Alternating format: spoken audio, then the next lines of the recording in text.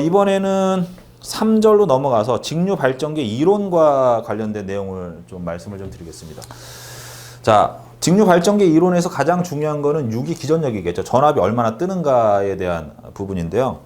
요 부분은 우리 교재의 이 공식을 유도하는 과정이 좀 복잡하게 되어 있습니다. 자, 요거는 제가 유도해 드릴 수도 있는데 안 하겠습니다, 여기서. 왜냐하면 시간이 지나면 유도하는 과정이 복잡하면요, 그 과정이 생각이 안 나요. 안 나는데 그 유도하는 과정을 내가 자주 활용하게 되면 그걸 계속 가져갈 수가 있지만 실질적으로 우리는 그 유도하는 과정을 거의 사용하지 않거든요. 여기 나와 있는 결과 수식 정도까지만 우리가 알고 있으면 되는 겁니다. 자, 유도 기전력은요, 뭐 패러데이 법칙, 그 다음에 앞에 우리가 플레밍의 오른손 법칙에 대해서 기본적인 내용을 좀 공부를 했습니다. 자, 어떠한 그 발전기 자극에서 자속이 나와서 단위 면적당 B만큼의 자속 밀도를 가지고 있습니다. 그러니까 얘는 B는 단위가 웨버 퍼 제곱미터가 되겠죠. 어떤 면적당의 자속 밀도니까. 그 다음에 L은 이 자속을 통과하는 도체의 길이를 이야기하는 거고요. V는 이동 속도를 이야기합니다. 그래서 자속의 양과 그 다음에 도체의 길이와 그 다음에 이동 속도가 유기 기전력의 크기를 결정하는 요소다. 이 세 가지 부분이 유기 기전력을 결정하는 부분이다. 이렇게 보시면 될 것 같고요. 요 수식을요, 중간에 어쩌고저쩌고 복잡한 과정을 거치게 되면 K 파이 N이라는 공식으로 바뀌게 됩니다. 자, 요거는 우리 교재의 39페이지, 그 다음에 39페이지, 40페이지 부분 유도 과정이 있는데 그걸 한번 풀어보세요. 풀어보시고 내가 알고 있어야 되는 내용은 요 공식 두 가지만 알고 있으면 된다라고 보시면 됩니다. 자, 유도 기전력은 이렇게 형성이 된다. 자, 그런데 우리 교재에 유도 기전력에 대한 부분에 이어서 전기자 반작용이라는 부분이 나오는데 이 전기자 반작용이라는 것은 뭐냐면요. 우리가 발전을 하기 위해서는 플레밍의 오른손 법칙에 의해서 도체가 이동해야 되는데 어디서 이동해야 되냐면 FB니까 자속이 있는 상태에서 도체가 이동하게 되면 I, 전류가 이렇게 흐르는 거죠. 자, 그런데 이 전기자 반작용이라는 것은 뭐냐면 우리 발전기에 이제 기본적인 구성 요소가 세 가지가 있는데 첫 번째가 계자가 있고요. 두 번째가 전기자가 있고 그 다음에 세 번째가 전기자 권선이 있습니다. 자, 계자에서는요, 계자 자속을 만들어냅니다. 자, 여기 보시면 요 그림이 잘 보이실 겁니다. 아마 우리 교재에도 나와 있으니까 교재를 갖고 계신 분들은 교재를 보시고요. 교재가 없으신 분들은 요 그림을 보시면 되는데 여기 뭐 선들이 많으니까 좀 복잡하게 보이실지 모르겠지만 여기 보시면 개철이 있어요. 개철. 개철이 이렇게 있고요. 여기에 N극이라고 나와 있습니다. 자, 그 다음에 여기 또 개철이 이렇게 있죠. 여기 뭐라고 되어 있냐면 S극이라고 이렇게 나와 있죠. 이렇게 하면 잘 보이시죠? 자, 여기에 바깥에 계자 권선이 이렇게 감겨져 있어요. 이렇게. 자, 이렇게 감겨져 있습니다. 그래서 이 계자 권선에 직류 전류를 흘리게 되면 N극에서 S극 쪽으로 자속이 이렇게 나오게 돼요. 그래서 여기는 가운데 샤프트 축이 있으니까 샤프트 축을 피해가지고 자속이 잘 흐르는 전기자 철심 쪽으로 이 자속이 흐르겠죠. 이렇게 흘러가고 있어요. 이렇게 뭐 제가 듬성듬성 그리겠습니다. 양이 많으니까 이렇게.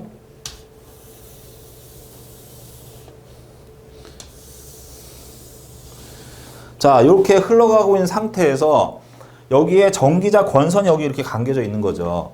이 전기자 권선이 좀 듬성듬성 그리겠습니다. 여기에 얘가 지금 회전하잖아요. 자, 얘가 이렇게 뭐 시계 방향으로 회전할 수도 있고 반시계 방향으로 회전할 수도 있는데 회전하게 되면 이 전기자 권선 자체가 자속을 끊고서 이렇게 이동하지 않습니까? 이게 이동 속도 V고요. 이 전기자 권선의 길이 L이고요. 그 다음에 자속 B가 되는 건 자속 밀도 B. 이렇게 자속을 끊고서 도체가 이동하기 때문에 유기 기전력 E가 K의 파이 N만큼 발생이 되는 거거든요. 자, 그런데 전기자 반작용이란 뭐냐면 계자 자속에서 발생되는 이 자속을 주자속이라고 합니다. 주자속, 메인 자속이라고 하는데 전기자 권선에 전류가 흐르게 되면 전기자 권선 전류가 흐르면서 앙페르의 오른나사 법칙에 의해서 자속이 이렇게 발생이 돼. 그러니까 전류가 안쪽으로 이렇게 흘러 들어간다라고 치면요. 이렇게 들어간다고 치면 얘네들에 의해서 나오는 자속이 이게 안쪽으로 들어가니까 자속 자체가 이러한 형태로 이렇게 발생이 된다란 말이에요. 이렇게. 자, 이렇게 발생이 되면 여기는 자속이 이렇게 발생이 되고요. 여기는 나와서 안쪽으로 이렇게 들어갑니다. 이렇게. 그 다음에 여긴 전류가 바깥으로 나오기 때문에 요번에는 여기서 발생되는 자속은 이렇게 가니까 얘는 자속이 이렇게 해서 이렇게 나간단 말이에요. 자, 전기자 권선에서 발생된 자속이 계자 자속에 지금 영향을 미치게 되는 거거든요. 이렇게 되면서 자속이 여기는 강해지고 같은 방향이니까 여기는 나오는데 여기는 나오고 있는데 자속이 이렇게 흘러가고 있는데 여기는 지금 반대로 가고 있죠. 약해지지 않습니까? 이러한 영향을 미치면서 자속 분포가 틀어지는 거예요. 이것을 전기자 반작용이라고 합니다. 자, 이런 전기자 권선에 전류가 흐르지 않는다. 자, 전기자 권선에 전류가 흐르지 않는다라는 것은 부하가 없는 무부하 상태입니다. 무부하 상태. 발전기를 돌린다고 하더라도 예를 들어서 전등의 스위치를 끄게 되면 전류가 안 흐르죠. 그게 무부하 상태거든요. 발전기가 발전하고 있지만 부하를 걸지 않으면 전류가 흐르지 않습니다. 이 무부하 상태에서는요. 이런 전기자 권선에 의한 자속이 존재할 수가 없겠죠. 주자속만 존재하게 됩니다. 자, 주자속만 존재했을 때는 자속 밀도가 이렇게 거의 정연파의 모양으로 이렇게 변화가 된단 말이에요. 이렇게. 변화가 되고요. 여기 y라는 값이 있는데 y와 y-가 있는데 이게 정기적인 중성축에 해당이 됩니다. 자, 요 y와 y-가 가지고 있는 의미는 뭐냐면요. 자, 요 지점을 봤을 때 자속이 현재 이쪽으로 이렇게 흐르고 있어요. 자, 이 전기자 도체도 돌고 있는데 이 돌 때에 요 부분의 접선 부분에서 이 회전 방향을 그리게 되면 요 지점 정확하게 요 지점에서 회전 방향을 그리게 되면 접선을 그리게 되면 도체도 이렇게 이동하게 됩니다. 자, 자속도 이렇게 이동하게 되고 도체도 이렇게 이동하게 되는 거죠. 그러면 발전하려면 자속이 이렇게 있다라고 하면 도체가 얘를 끊고서 지나가야 되는데 같이 지나간다라는 건 뭐냐면 도체가 자속을 끊지 못한다는 얘기예요. 끊지 못하기 때문에 어떤 이동 속도가 없기 때문에 유기 기전력은 제로가 되는 거죠. 그 지점이 정기적인 중성점입니다. 이 지점이 전압이 발생이 안 되는 부분이에요. 그게 Y 지점이고요. 이 발전을 하는 입장에서 봤을 때는 도체를 끊는 세교 자속이 없기 때문에 자속이 제로가 되는 거예요. 원래는 자속이라는 것은 제로가 될 수가 없는 거죠. 왜? 자속은 100개가 나오면 100개가 들어가줘야 되거든요. 근데 100개가 나왔다 이 지점에서 0이 될 수 없는 거 아닙니까? 제 말씀이 제가 드리는 설명이 좀 헷갈리실 수도 있겠지만 자속이라는 건 자속수에 변화가 일어나지 않아요. 100개가 생산이 돼 반드시 100개가 돌아와야 되거든요. 그럼 여기서 0이 됐다는 건 뭐냐면 이 도체가 직각으로 어떤 각도로 끊는 자속의 양이 없다는 얘기예요. 왜? 같이 미끄러져 가니까. 그 다음에는 얘가 요 꼭지 지점을 지나게 되면 이동하는 방향이 이렇게 틀어지잖아요. 그러면 사선으로 가기 때문에 끊는 양이 생기는 거예요. 근데 많지가 않죠. 하지만 이 지점에 왔을 때는 얘가 직각으로 끊게 되니까 전체 자속량을 다 끊는 거 아닙니까? 이 부분이 최대의 자속량이 되는 거죠. 자, 어렵진 않은데 이러한 개념, 이러한 방법으로 자꾸 이해하시는 게 공부하시는 데 훨씬 더 도움이 되고요. 향후에 현장에 나가시거나 기술사 공부를 하실 때는 어떤 공식들을 단편적으로 외우는 것보다는 이러한 형태로 물리적인 개념, 정기적인 개념으로 접근하시는 게 훨씬 더 본인의 실력을 향상시키는 데 도움이 됩니다. 자, 요 그림은 뭐냐면 주자속만 있었을 때, 전기자 반작용이 없었을 때. 왜? 발전기는 발전하고 있지만 실질적으로 스위치를 개방해서 부하 전류가 흐르지 못하도록 하면 전기자 권선에는 전류가 흐릅니까? 흐르지 않습니까? 흐르지 않기 때문에 전기자 반작용이 생기질 않아요. 자, 그런데 여기에 이제 스위치를 투입해가지고 전등도 돌리고 텔레비전도 켜고 에어컨도 켰단 말이에요. 그럼 부하 전류가 흐르겠죠? 자, 이러한 상태가 되면 여기에 변화가 일어납니다. 자, 이 변화가 어떻게 일어나는지를 한번 보여드리겠습니다. 자, 이번에는 교차 기자력이라는 걸 보여드리겠습니다. 자, 이건 뭐냐면요. 앞에서 보여드렸던 것은 주자속, 즉 계자권선에 의해서 발생되는 자속에 대한 개념을 보여드린 거고요. 이번에는 전기자 권선에 의해서 발생되는 자속이 어떻게 되는가를 보여드리는 겁니다. 계자 자속이 N극에서 S극으로 흘러 들어갑니다. 요건 존재하는 거예요. 현재 없진 않습니다. 없진 않지만 전기자 권선에 의해서 발생되는 자속에 대한 개념만을 설명하기 위해서 계자에서 발생되는 자속의 흐름은 지금 그림을 뺐어요. 이게 없이는 원래 존재하지 않지만 일단 그건 빼고요. 계자 자속이 N극에서 S극으로 흐르고 있다라고 가정했을 때 이 상태에서 전기자 도체를 돌리게 되면요. 여기에는 전류가 흘러 들어갑니다. 전류가 현재 흘러 들어가고 있죠. 이렇게 빨간색으로 표현된 거. 자, 얘는 들어가고 있어요. 들어가고 있고요. 그 다음에 여기는 S극이기 때문에 얘가 자속이 이렇게 나온다라고 했을 때 얘가 위로 올라가는 거고요. 그 다음 이쪽은 도체가 밑으로 이렇게 돌고 있는 거죠. 방향이 이제 반대가 되는 거죠. 이 파란색으로 표현된 거.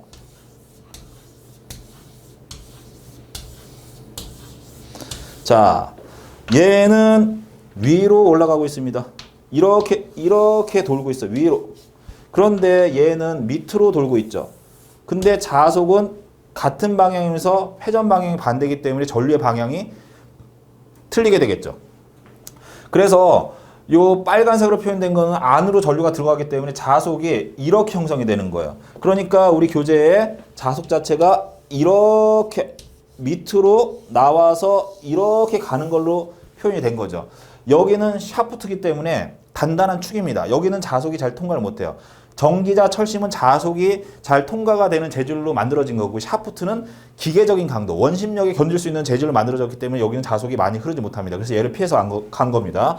자, 그 다음에 이쪽 부분은 전류가 바깥으로 나오고 있어요. 나오고 있는 거죠. 그러니까 회전 방향이 반대이기 때문에, 자속의 방향 이렇게 가지만 회전 방향이 반대이기 때문에 얘는 들어가지만 반대니까 나오는 거죠. 그래서 여기서 나오기 때문에 앙페르의 오르나서 법칙에 의하면 전류가 나오니까 자속이 안쪽으로 들어가는 거죠. 그래서 얘가 이렇게 표현이 되는 거예요.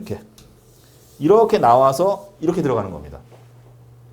자, 이렇게 했을 때 여기 지금 Y축이라는 게 있었습니다. 앞에서 주자속에 대한 영향을 표시를 했을 때는 이 Y와 Y-축의 자속 밀도가 제로였었거든요. 자, 그런데 전기자 권선에서 표현하게 되면요, 여기 나와 있는 요 Y축과 여기 Y-축을 보시면 자속이 이렇게 해서 큰 값을 가지고 있어요. 이렇게 큰 값을 가지고 있는데, 여기 쏙 들어간 이유는 뭐냐면 여기 샤프트가 들어가 있기 때문에 자속이 밀도가 떨어지는 거예요. 이렇게. 원래는 이렇게 올라가야 되지만 요것 때문에 떨어진 거거든요. 그럼 아까는 0점이었었는데 요번에 0점은 N극과 S극이 있는 요 중앙 지점의 위치가 자속이 0이 되는 거고요. 그 다음에 Y와 Y-축에 있는 이 자속이 거의 최대값을 가지게 됩니다. 이렇게 이동을 하게 됩니다. 이러한 영향을 가지고 있다. 이게 전기자 권선에 의해서 발생되는 자속의 어떤 분포가 이렇게 틀어지는 겁니다. 자, 그러면 이러한 현상이 두 개가 앞에서 제가 설명드린 주자속에 대한 영향과 교차 기자력에 대한 영향은 둘이 분리가 될 수가 없어요. 여기 원래 교차 기자력에 대한 영향이 포함이 되어 있다고 말씀드렸는데, 전기자 권선에 의한 전기자 반작용에 대한 부분을 명확하게 이해하기 위해서 이걸 뺀 거죠. 뺐지만 실질적으로는 여기서 이쪽으로 자속이 이렇게 존재하고 있는 거죠. 이렇게 존재를 하고 있습니다. 존재하고 있기 때문에 이 자속, 계자 권선에 의해서 발생된 자속이 이렇게 존재하는 거죠. 이렇게. 그래서 여기 표현된 이 파란색으로 표시된 이러한 자속과 이 노란색으로 표시된 주자속과 두 개가 합쳐지게 되는 거예요. 혼합을 해줘야 됩니다. 이 혼합한 그림이 이 그림이 되는 거죠. 자, 그래서 이 자속을 보시면요, 아까는 정연파의 모양으로 N극과 S극, 그 다음에 Y와 Y축을 중심으로 해서 0점을 지나게끔 되어 있었거든요. 그런데 여기 나와 있는 요 교차 기자력에 의한 전기자 반작용에 의한 요 자속의 밀도와 자속 밀도의 분포와 그 다음에 주자속에 의한 자속 밀도의 분포, 요 두 가지 그림을 혼합하게 되면요, 얘가 약간 이렇게 찌그러진 외형파가 됩니다. 외형파가 되고, 이 자속 밀도의 0점이 Y와 Y-점을 지나가지 않고요, 0점이 약간 지금 이러한 어떤 그 분포, 자속 밀도의 분포를 보입니다. 그 다음에 정연파의 모양이 아니라 이렇게 찌그러진 외형파의 모양이 되는 거죠. 아시겠죠? 자, 이렇게 되면요, 정기적인 중성축이 이 지점에서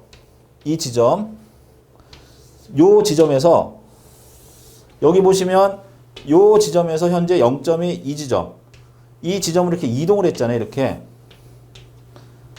요 지점에서 요 지점으로 이동했지 않습니까? 이게 현재 요렇게 이동한 거예요. 이렇게 이동한 걸로 보이는 겁니다. 자, 이렇게 되면요, 이 브러쉬는요, 얘는 항상 정기적인 중성점에 위치를 해줘야 되는데, 얘가 이동하면서 이 브러쉬에 걸리는 그 전압이 유기 기전력이 제로가 되는 게 아니라 어떤 전압을 가지게 되거든요.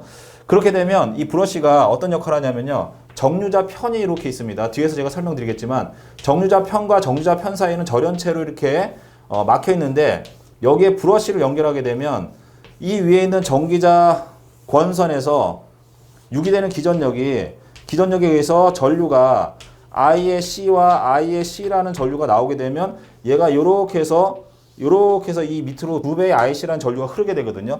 그런데 이 전기자 권선을 회전하지 않습니까? 회전해서 얘가 딱 이동한단 말이에요. 이동하게 되면 이 브러쉬가 요 중간에 끼는 경우가 있어요. 자, 중간에 끼게 되면 여기에 연결된 전기자 권선이 이렇게 있고요. 그 다음에 여기에 연결된 전기자 권선이 있단 말이에요. 그럼 중간에 이렇게 끼게 되면 이 전류가 이렇게 흘러 들어와서 이 밑으로 나가야 되고요. 이렇게 해서 밑으로 이렇게 나가줘야 되는데 여기 있는 이 전기자 권선과 이 전기자 권선 사이에 어떠한 전압의 차가 생깁니다. 예를 들어서 여기가 10V라는 전압이고 여기가 10V라는 전압이면 전압이 같으니까 여기와 여긴 등전이니까 여기서 이쪽으로 전류가 흐를 수가 없거든요. 그러니까 전류가 흐를 수 없으니까 이렇게 해서 밑으로 흘러 내려가는 거예요. 그런데 얘가 10V가 아니라 8V라는 전압이 유기가 되면 얘와 얘 사이 2V의 전압 차가 생기는 거죠. 그럼 이 전압 차이에서 이렇게 전류가 흘러줘야 되는데 이 전압 차만큼 이쪽으로 이렇게 전류가 흐르는 거예요. 그러면서 여기서 불꽃이 튄다든지 과전류가 흐른다든지 이러한 문제가 생기는 거거든요. 이러한 문제가 생기지 않게끔 하려면 이 브러쉬가 어디에 존재해야 되냐면 항상 정기적인 중성측, 즉 자속 밀도가 제로인 지점에 존재해야 되는데 전기자 반작용에 의해서 자속 밀도가 제로인 지점이 이쪽으로 이동했지 않습니까? 그래서 브러쉬를 이쪽으로 옮겨주든지 아니면 전기자 반작용에 의한 이러한 자속 자체를 없애줘야 되는 거예요. 이 자속을 없애주는 것을 뭐라고 하느냐? 자속을 없애주기 위해서 우리가 뭘 설치하냐면 보극이라는 걸 설치하고요. 보상권선이라는 것을 설치하게 됩니다. 이 부분은 제가 뒤에서 다시 말씀을 드릴 겁니다. 자, 이 설명이 쉽진 않을 거예요. 쉽진 않은데 한 번에 이해가 안 가더라도 제가 말씀드린 이 부분을 자꾸 이해를 하시려고 노력하시다 보면 언젠가 이게 딱 트여집니다. 생각이 열려 한 번에는 이해가 안 가실 거예요. 그리고 기술사를 공부하시는 분들은 이런 개념 정도가 있는데 실질적으로 공부하는 데는 크게 도움은 되지 않습니다. 그냥 이해만 하시면 되고요. 이해가 안 가시면 넘어가셔도 상관없어요. 기사를 공부하시는 분들은 요건 좀 이해하시고 왜냐하면 시험 문제가 나오기 때문에 여기와 관련된 그 내용들만 좀 보시면 돼요. 뭐 이걸 수식적으로 해석한다든지 증명한다든지 이런 건 없어요. 제가 드리는 설명에 대한 이게 맞냐 틀리냐 다음 중에서 맞는 것은 무엇이냐 사지선다형 중에서 고르는 것이기 때문에 너무 깊이 있게 갈 필요는 없다는 얘기예요. 자, 이렇게 해서 편자작용에 대한 부분을 말씀드렸습니다. 편자작용이라는 것이 자속이 원래는 정연파의 모양으로 가야 되는데 여기 한쪽으로 찌그러졌잖아요. 이게 편자입니다. 편자고 중성측이 이동했죠. 이 두 가지 특성을 가지고 있습니다. 이 편자에 대한 부분은 제가 나중에 동기 교류 발전기에서 어떠한 영향을 미치고 이러한 부분을 어떻게 해소할 것인가에 대해서는 제가 뒤편에서 다시 말씀을 드릴 겁니다. 자, 앞에 있는 그림을 정리를 해보면 이거예요. 조금 더 쉽게 이해를 하자면 이러한 개념이라는 거죠. 자, 자속은요. 두 가지의 형태로 나타나고 있습니다. 주자속, 즉 계자 권선에 의해서 발생된 자속입니다. 자, 얘는 무바 상태에서 순수하게 계자에서 나오는 자속의 분포를 봤더니 밀도를 봤더니 이러한 형태, 약간의 구형파에 가깝지만 정형파의 형태를 가지고 있는 거죠. 이러한 형태를 가지고 있고요. 그 다음에 전기자 반작용에 의해서, 전기자 권선에 의해서 발생되는 자속은 이러한 형태의 모양을 가지고 있습니다. 그러면 이 두 개의 자속이 따로따로 존재하는 것이 아니라 하나의 발전기, 하나의 공간에 두 개가 존재하니까 두 개의 자속이 서로 영향을 미치면서 합성이 되겠죠. 합성해서 그려낸 자속 밀도의 그림이 요 그림이라는 얘기죠. 요 그림인데 어떤 그 자속이라는 것은 포화 현상이라는 게 있습니다. 전기에서 가장 중요한 어떤 그 전기적인 현상 중에 하나인데 철심에는요 자속을 통과시킬 수 있는 한계량이 있어요. 그 이상 자속이 발생이 되면 통과를 못 시킵니다. 그걸 포화라고 하는데 포화 현상에 의해서 얘가 좀 잘려 나가는 거죠. 위에 부분이 이렇게 이러한 그림입니다. 아시겠죠? 자, 자속을 합성한다든지 전압의 어떤 그 벡터적인 합성이라든지 뭐 전류의 합성이라든지 이런 것들은요 그 감각적으로 그런 것들을 좀 가지고 계셔야 돼요. 합성해서 이게 파형이 변형이 되고 이런 것들을 계속해서 우리가 앞으로 가져갈 내용들이거든요. 자, 이렇게 합성이 됐다라는 거, 이게 전기자 반작용에 의해서 파형이 자속 밀도의 파형이 이렇게 찌그러졌다라는 것을 그래프로 우리가 확인할 수 있는 겁니다. 이거는 알고 계셔야 돼요. 자, 그러면 전기자 반작용이 발생이 되면요. 이렇게 파형이 찌그러지고요. 그 다음에 정기적인 중성점의 위치가 이동을 하게 됩니다. 그렇게 되면 문제가 생긴다라고 말씀드렸죠. 어디서 문제가 생기느냐? 브러쉬에서 정류자 편이 이동할 때 브러쉬 하나에 정류자 편이 두 개 걸리는 상태가 되거든요. 이 두 개가 동시에 걸리는 이 상태에서 이쪽과 이쪽 사이에 전압차가 없어야 되는데 아까처럼 브러쉬의 위치가 정기적인 중성점에 위치하지 않게 되면요.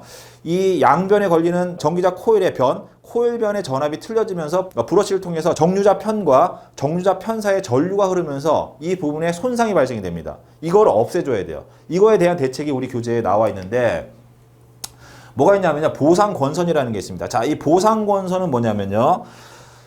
이 전기자 반작용이라는 것 자체가 어디서부터 무엇 때문에 발생이 되는 거냐면요. 전기자 권선에 전류가 흐르면서 이 전기자 권선에서 발생된 자속이 주자속에 영향을 미치는 거거든요.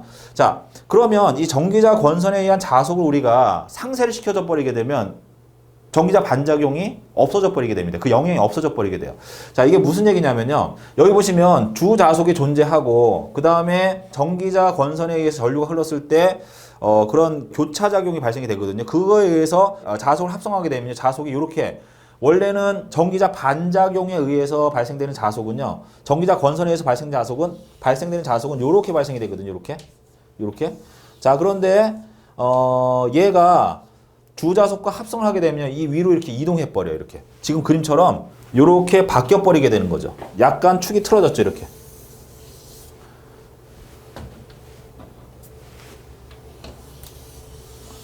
원래 축에서 여기서 이렇게 돌아간 건 아시겠죠?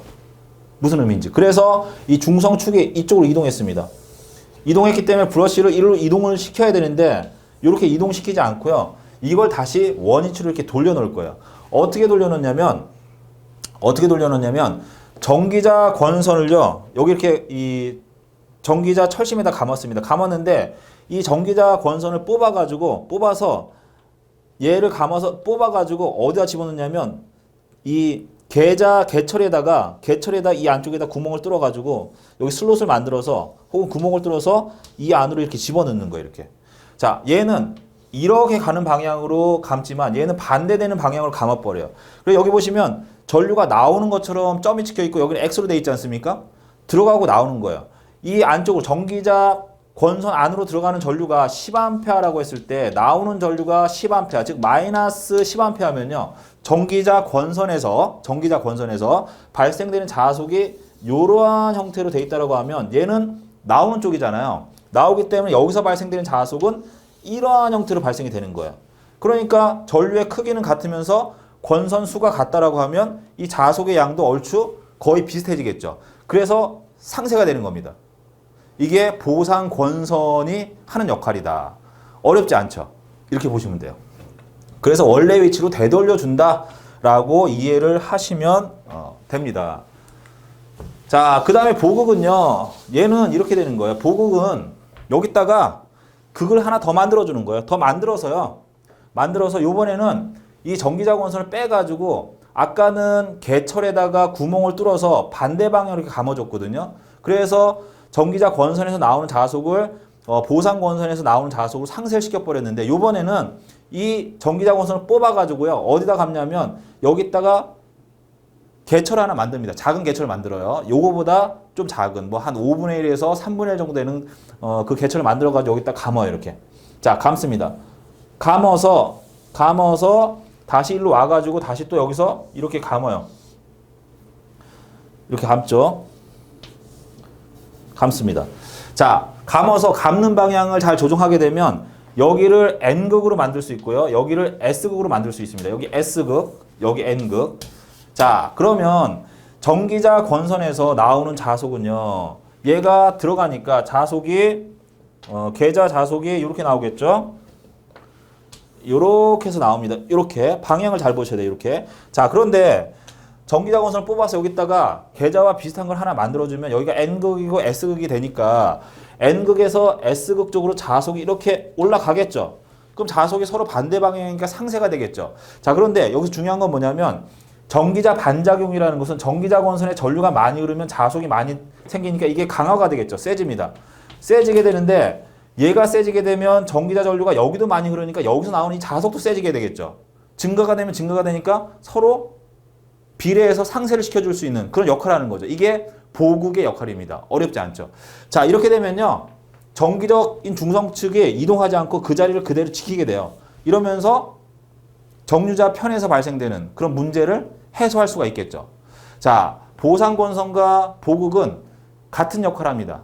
그리고 일반적으로 이 두 가지는 혼용해서 씁니다. 그래서 여기 보시면 보극이 있고요. 여기 보상권선에 대한 그림이 같이 동일하게 들어가 있죠. 이 두 가지를 혼용해서 써서 전기자 반작용에 대한 영향을 최소화시킨다 라고 보시면 됩니다. 어렵지 않죠. 굉장히 쉽습니다. 자, 그 다음에 제가 정류에 대한 부분을 아까 잠시 말씀을 드렸는데요. 이 정류라는 것이 직류발전기에만 존재하는 거고요. 이 직류발전기에서 정류를 하기 위해서 여기다가 정류자 편을 씁니다. 이렇게 해야지만 교류가 되는 것을 직류로 올린다라고 앞 시간에 아마 설명을 드렸을 거예요. 자, 이 그림에 보시면 이 브러쉬를 통해서 어떻게 정류가 되는지를 보여드리는 건데 지금 이 그림에 N극과 S극이 이렇게 존재합니다. N극이 있고 S극이 있고 N극, S극, N극, S극이 있습니다. 그 다음 여기 정류자 편들이 있고요. 그 다음 여기 브러쉬가 있습니다. 브러쉬가 있고요. 현재 이 전기자 권선이 얘는 가만히 있는 거, 극은 가만히 있고 전기자 권선이 이렇게 지금 돌고 있다라고 보는 거예요. 이렇게 돌고 있습니다. 자, 돌고 있고 브러쉬하고요. 극은 가만히 있는 거예요. 자, 최초에 브러쉬는 어디 붙어 있었냐면 3번의 정류자 편에 이렇게 붙어 있었습니다. 자, 이렇게 붙어 있게 되면요. 여기에 연결된 요 권선이 요게 연결된 거죠. 여기 보시면 이렇게 해서 전류 IC가 하나 지금 내려오고 있습니다. 내려오고 있고요. 그 다음에 여기서 이렇게 해서 올라가서 요 전류가 이렇게 내려오고 있어요. 그러니까 여기서 IC가 하나 내려오는 거고 여기서 IC가 하나 내려오는 거죠. IC가 하나 두 개가 내려오니까 일로 공급되는 IC는 여기 보시면 2배의 IC라고 되어 있을 겁니다. 자, 요게 3번 정류자 편에 연결이 되어 있었을 때 이렇게 2배의 IC가 내려옵니다. 자, 그런데 이게 돌고 있는 거죠. 돌다 보니까 요번에는 이 브러쉬가 2번 정류자 편과 3번 정류자 편 사이에 이렇게 꼈어요. 자, 이렇게 됐을 때는 어떻게 전류가 내려오냐면요. 여기 보시면 이쪽 권선에 의해서 여기가 지금 S극이니까 S극의 자속이 이렇게 나온단 말이에요. 이렇게 나오기 때문에 이 자속이 나오는 것을 얘가 도체가 끊고서 지나가지 않습니까? 그래서 이 전류가 자속을 끊고서 지나가기 때문에 이렇게 해서 전류 하나가 나옵니다. 자, 그 다음에 여기 있는 요 코일 변도 자속을 S극 영향 하에 있으니까 요 부분이 이렇게 해서 끊고서 이렇게 나와요.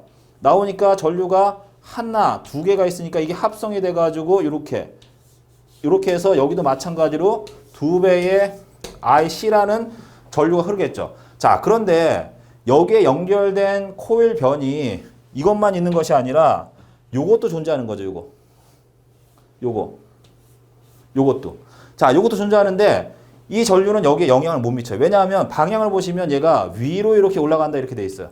위로 올라간다 이렇게 되기 때문에 여기서 이렇게 가니까 서로 방향이 같고 크기가 같으면 돌 수가 없겠죠. 이래서 이 전류가 안 흐르는 거예요. 그런데 이 전류의 크기가 같다는 건 뭐냐면 여기에 유기되는 유기 기전력의 크기가 같은데 여기에 유기되는 유기 기전력의 크기가 10V고요. 여기는 20V예요. 그러면 10V의 전압 차가 있으니까 이 전류가 도는 거 아닌가요? 어떻게 도느냐? 이렇게 해서 이렇게 돈단 말이에요. 밑으로 안 내려가고. 이게 정류자 편 사이를 돌게 되는데 이 정류자 편 사이에는 뭐가 있냐면 절연체가 있잖아요.